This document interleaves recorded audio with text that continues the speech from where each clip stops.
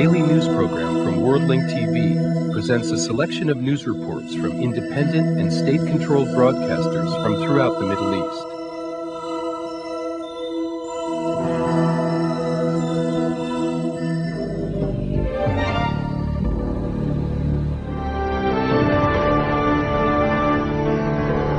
Welcome to the news of the hour from Abu Dhabi TV. A large number of Israeli tanks and bulldozers entered the town of Beit Hanun, north of the Gaza Strip, reoccupying the town after less than 48 hours of their withdrawal from it. Now to our correspondent in Gaza, Hazem Badaru. The Israeli tanks restationed at the entrance of the town of Beit Hanun and its surrounding areas led the Palestinian Prime Minister Mahmoud Abbas, Abu Mazen, and the Minister of Interior Affairs Mohammed Dahlan to cancel their visit.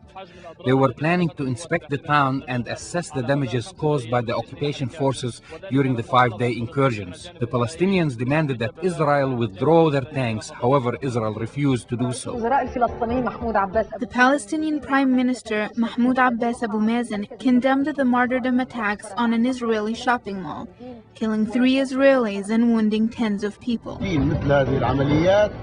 We completely condemn such attacks because it hinders the peace process. Meanwhile, the Israeli occupation and the attacks on civilians also hinder the peace process. In the statement released by the cabinet, we said that such operations must stop in an effort to make peace with Israel. 3 Afghani soldiers were accidentally killed by U.S. soldiers guarding the U.S. Embassy in Kabul. Washington raised their security level from elevated to high alert because of fears of a terrorist attack on its land. The member countries in the World Health Organization in Geneva adopted an anti-smoking resolution. The resolution is the first of its kind in the general health sector. This is the end of the news in brief. The director of the U.S. Federal Bureau of Investigation, Robert Mueller, said that they don't have any details of the possible terrorist targets, which the U.S. authorities say may be aimed at the United States.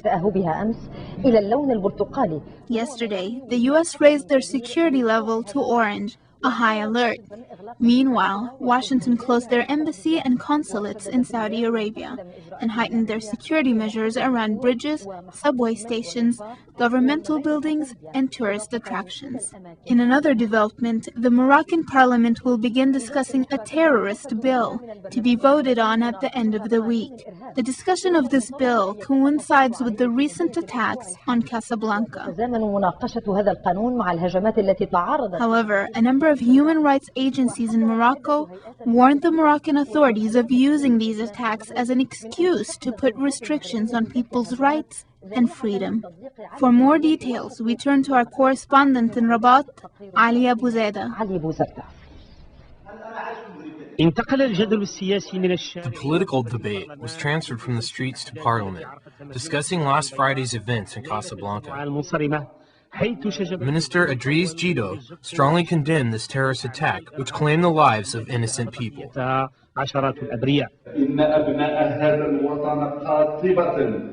The people of this country completely reject all forms of violence, terror, and the restriction on intellectual debate. They also strongly object to taking advantage of our young people and using them for destructive purposes. I believe that there is an invisible hand behind this, aimed at creating chaos and destroying our unity and identity. The emergency parliamentary session coincided with the Justice and Law Committee's discussion of the terrorist bill, which gave the general authorities the financial and legal support to combat terrorism and extremist organizations. Some parliament members asked for an increased security budget to fulfill the demands of this new phenomenon.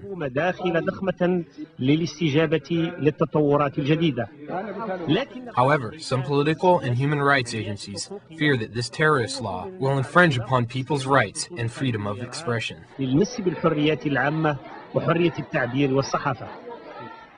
الترسانة الشرعية والقانونية والتنظيمات في المغرب اليوم. The legislative and legal arsenal in Morocco does not need a new law. الأمر بسيط جدا.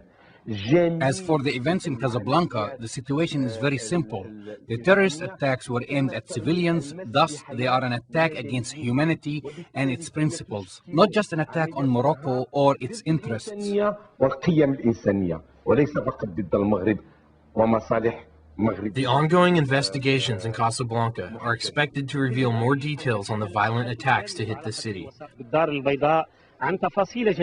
However, the question remains, who is the invisible hand behind these operations? Ali Abu Zaid, Abu Dhabi Television, Rabat. The war in Iraq affected bilateral trade relations between Baghdad and Beirut. Lebanon in particular has paid a heavy price. More than 40% of its trade exports, which were designated to Iraq, can no longer enter the country.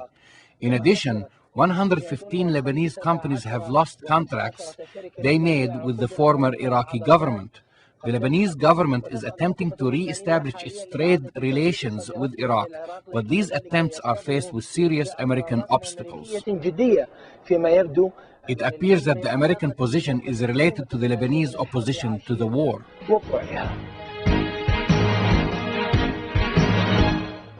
يمكن اعتبار لبنان أنه من بين أكثر البلدان. Lebanon is one of the Arab countries that was affected the most by the war in Iraq. اللبنانية إلى هذا البلد تزيد عن 40%. The Lebanese exports to Baghdad were more than 40% of the total Lebanese exports. $100 مليون وهو ما يدفع بيروت حاليا لكي تجهد. But in the wake of the war, the Lebanese exports to Iraq with a value of $500 million have been facing serious obstacles. الصادرات اللبنانية إلى العراق تحديدا. الصناعة اللبنانية بالسنوات الأربع أو الخمس الأخيرة. In the past 4 to 5 years, the Iraqi markets increasingly opened its doors to Lebanese industrial products.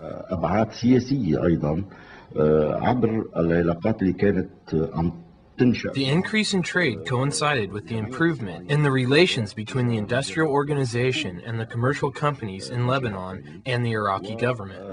بنتيجتها أقدمت عشرات المصانع في تقدير إنه في شيء. As a result, about 100 Lebanese factories geared their production lines towards the Iraqi markets by investing more than $200 million to modify their equipment during the last 2 years. إعادة تجديد آلاتهم وخطوط الإنتاج تاعتهم لنيل حصة أكبر من السوق العراقي. The Lebanese entrepreneurs are now worried that the economic and political relations will entangle, preventing them from gaining a larger share of the Iraqi market and wasting their efforts and investments, which they embarked on after signing trade agreements with the former Iraqi government. للسوق العراقي بعد توقيع اتفاق التجارة بين البلدين. Some Lebanese officials say that the American obstacles are placed to prevent the resumption of trade relations with Iraq because Beirut was opposed to the war. However, others say that they are optimistic about the possibility of resuming the trade relations because the Americans are promising to do so. Meanwhile, the Lebanese government is trying to make an agreement with the US to export different kinds of equipment to Iraq. 8 Lebanese companies announced that they have signed trade agreements with a total value of $100 million in cooperation with American companies. However, 115 Lebanese companies lost trade agreements in the aftermath of the war on Iraq, not to mention the negative effects of the war on the Lebanese tourism sector. Fortunately, Kuwait had a change of heart. At one point, it wanted to boycott Lebanon, but it reversed its decision, saving tourism this summer from serious consequences. Nonetheless, Beirut feels that the Americans are placing obstacles to prevent Lebanese exports from going to Iraq. This might be another kind of American pressure that Lebanon is facing today.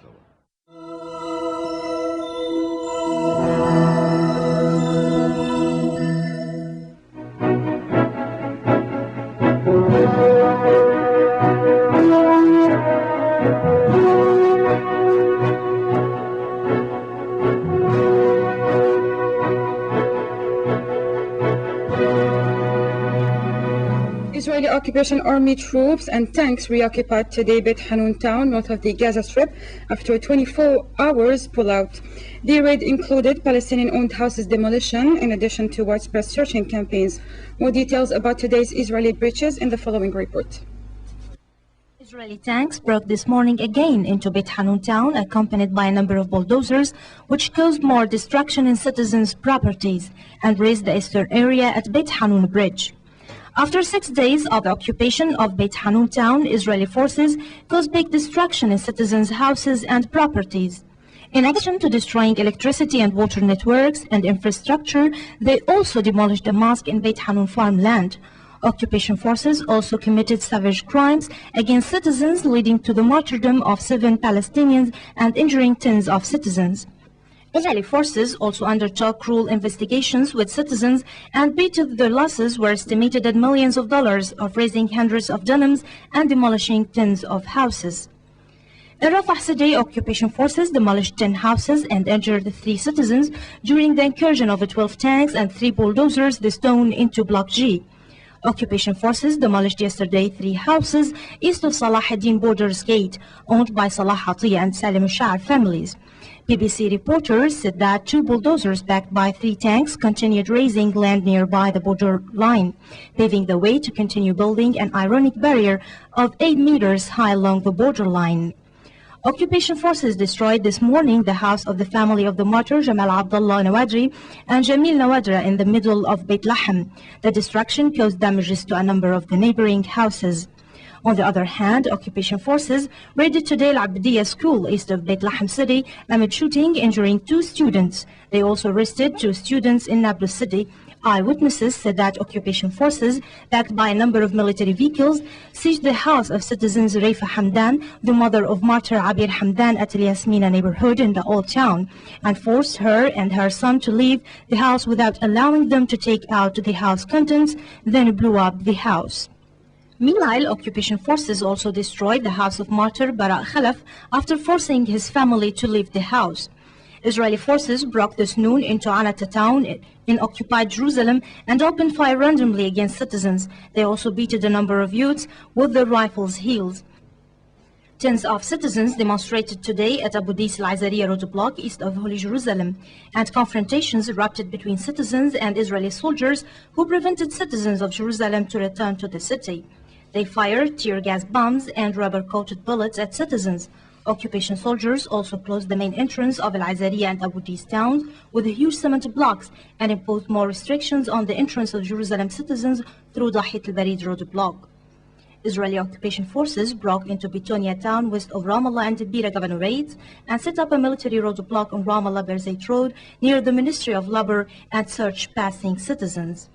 A number of citizens asserted that Israeli soldiers brutally treated the passengers after holding a wide search campaign.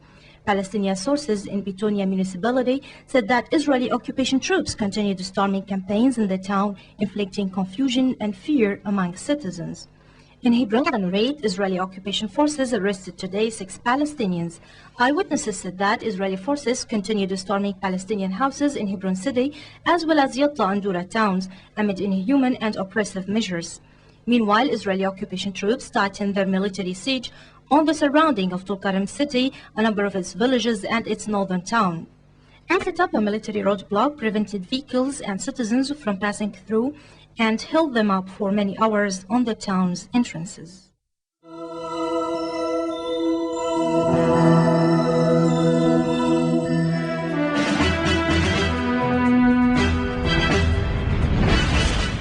Warnings of potential new attacks in Saudi Arabia following last week's bombings in Riyadh, the United States, Britain and Germany closed their embassies and other missions in the kingdom. The FBI, CIA and U.S. Department of Homeland Security were reportedly concerned that intercepted communications indicated a likelihood of imminent attacks against U.S. interests. Citing an imminent threat of attacks, the US, Britain and Germany shut down their diplomatic missions in Saudi Arabia. There is credible information that further terrorist attacks are being planned against unspecified targets in Saudi Arabia. Our embassy in Riyadh has issued a warning message today to American citizens, American employers, there. We've decided that the embassy and the consulates general in Jeddah and Dhahran will close tomorrow, May 21st. In the same context, the British Foreign Ministry also said it will close its embassy in Riyadh, its consulate in Jeddah, and its trade office in Al-Khubar starting on Wednesday. For its part, the German Foreign Ministry will have the same procedure taken until next Friday. The moves came a day after Saudi Arabian authorities arrested 3 members of Osama bin Laden's Al-Qaeda network in the Red Sea port city of Jeddah. A Saudi source said that one of the 3 is cooperating with Saudi authorities and is talking to security. It was not clear, however, if they are linked to last week's bombings in Riyadh. Saudi Foreign Minister Saud al-Faisal held meetings with the Danish delegation to discuss the issue of what is called terrorism and ways to end it. Al-Faisal warned that the threat of a renewed wave of attacks in the kingdom and the region was still present. Saudi Arabia and Morocco, the site of bombing as well, displayed uncharacteristic openness in disclosing intelligence information related to the attacks. Saudi ambassador to the U.S. Prince Bandar bin Sultan said Egyptian militant Saif al-Adil, believed to be Al-Qaeda's new military commander, could have masterminded the Riyadh attacks. But Crown Prince Abdullah bin Abdul Aziz said that Saudi Arabia has no concrete proof the Al-Qaeda network was behind last week's bombings in Riyadh. And Morocco has announced it had established a link between a dozen local bombers responsible for last week's tragic events in Casablanca and so-called international terrorism. The U.S. government raised the so-called terror alert status to the 2nd highest level, citing the renewed risk of attacks on American soil in light of recent bombings in Morocco and Saudi Arabia. The FBI said that the bombings in Saudi Arabia and Morocco last week, in which a total of 75 people were killed, could herald attempts to carry out an attack on the United States, though it said it had no specific threat information. Amid these warnings, the Bush administration raised its alert level Tuesday to orange, the 2nd highest level. The decision came after U.S. President George W. Bush's Homeland Security Council met at the White House to review intelligence reports suggesting domestic attacks were possible. This change is based upon the recent terrorist bombings in Saudi Arabia and Morocco, also in conjunction with intelligence reports concerning anti-U.S. terrorist group intentions. The United States intelligence community believe that terrorists continue to plan attacks against targets in the United States. The first visible signs of a renewed security crackdown came in San Francisco, where police officers searched vehicles for anything that could be regarded as a threat to the city, its residents, or the world-famous bridges which connect the San Francisco Bay Area. New York City, however, has remained on a level orange alert status since September 11, 2001. At the White House, always a highly secured location, no extra measures were readily apparent. The section of Pennsylvania Avenue outside the north lawn of the president's home was closed to traffic after the bombing of the Oklahoma City Federal Building in 1995 by an American terrorist. After each raise of the alert level to orange, it was lowered back to yellow after a few weeks. During the alert, no domestic attacks were apparently attempted. This led some to question whether the orange alerts do anything more than frighten the public and cost taxpayer dollars, particularly in parts of the country where attacks are unlikely. U.S. soldiers mistakenly shot dead 3 Afghan soldiers and injured 2 others in front of the U.S. Embassy Wednesday. Afghanistan's head of security, Basir Salangi, said the Americans thought it was an attack attempt. The incident comes as the United States is on high alert for attacks and follows bombings in Morocco and Saudi Arabia. U.S. troops hunting Al-Qaeda and Taliban remnants, mainly in Afghanistan's south and east, have suffered several casualties in increased attacks in recent months. The head of the U.S.-led administration in Iraq, Paul Bremer, on Wednesday put off until July a planned meeting of Iraqi politicians to chart out the country's political future. The policy shift has sparked an angry reaction from the former exiles who accused the coalition of creating a sovereignty vacuum. Meanwhile, the U.S.-British forces occupying Iraq urged Iraqis to come forward with any information about alleged banned weapons programs and offered generous rewards. Al-Manar newspaper, a new independent daily, said the reward was up to $200,000. The head of the U.S. Occupation Administration in Iraq, Paul Bremer, on Wednesday put off until July a planned meeting of Iraqi politicians to chart out the country's political future. He said in a fresh shifting of the target date for the promised national conference that had originally been due by the end of this month, "I don't think it's going to be in June." Bremer insisted that he remained in contact with Iraqi politicians who have been increasingly frustrated with the ever-lengthening time scale for the U.S.-led occupation to retain the reins of power. Bremer was dismissive of the 7-strong leadership council of former exiles established under his predecessor Jay Garner, which he met for the first time last week, saying the group we saw on Friday is not representative of the Iraqi people. "We are going to broaden our reach with the partners we are talking to." They have also played down the likely role of the interim administration to be chosen by the promised national conference, saying its function will be to draw up a new constitution, not to control the day-to-day running of Iraq. The policy shift has sparked an angry reaction from the former exiles who accused the coalition of creating a sovereignty vacuum. Meanwhile, Bremer oversaw the reopening of a Baghdad prison and police station Wednesday in a demonstration of his tough new security policy that was marred by a bomb alert and a protest. Just moments after Bremer left the former Al-Karak interrogation center of the ousted regime's state security office, journalists were told to leave by the U.S. military because of a suspected bomb down the road. Police officers expected to work in the reopened police station, meanwhile railed against their new commander outside, demanding their salaries for April and May and weapons to protect themselves amid the lawlessness that has plagued Baghdad for 6 weeks since Saddam Hussein's overthrow. Moreover, the U.S.-British coalition occupying Iraq on Wednesday urged Iraqis to come forward with any information about banned weapons programs and offered generous rewards, as the main pretext for war seems to be nothing but a fabrication. Al-Manar newspaper, a new independent daily, said the reward was up to $200,000. U.S.-led occupied forces in Iraq announced that a U.S. soldier was wounded when he was fired at while manning a checkpoint in Baghdad. Meanwhile, U.S. forces were out on patrol, enforcing the curfew and guarding against so-called illegal activities. Searching residential neighborhoods as well as former government facilities overnight, the troops detained a group of Iraqi men out after curfew. Also, the U.S. Central Command said Uqla Abd Saqr al-Qubaisi, a Ba'ath party leader, had been captured. He was number 50 on the U.S. list of the 55 most wanted Iraqis. In another development, more than 300 Iraqi soldiers and officers, angry at not being paid, threatened to take up arms against the U.S.-led forces.